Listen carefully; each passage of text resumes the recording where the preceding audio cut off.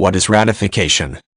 Ratification is a process through which an agreement is validated so that it becomes binding. Several types of agreements must go through a ratification process in order to be valid. The classic example is a treaty, but federations such as the United States also use ratification for constitutional amendments, and ratification can come up in contract law as well. In contract law, when something is undertaken by an agent, it may need to be ratified before it will take effect. With treaties, the negotiation of a treaty often involves agents who act on behalf of their parent nations. These agents work together to draft a document which they believe will be accepted by all of the nations involved, and then they return to their home nations with the treaty. The treaty must be ratified before nations will be bound by it. This is designed to ensure that nations have a chance to approve or repudiate the actions of their agents, and that countries do not become trapped into treaties they do not wish to endorse.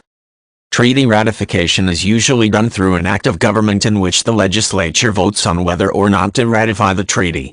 If the vote passes, the treaty is signed and approved. Often treaties are structured with a trigger clause so that they enter into force when signed by a set percentage of the parties.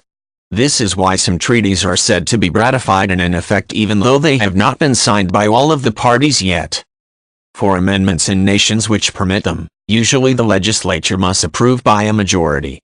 In addition, there may be other laws in place, like requirements that individual states or provinces also have to approve, or that successive majorities in the legislature must approve. It is also possible in some regions for an initiative developed by citizens to be used to amend the Constitution. In contract law, some contracts have to be ratified before they are valid. Ratification is usually required when contracts are negotiated on behalf of someone else. In a simple example, when unions bargain with their employers, they return to the union members with a contract and they must vote on it. If it is rejected by the union members, it is not ratified and the union must return to the negotiating table to attempt to develop a contract which will be accepted.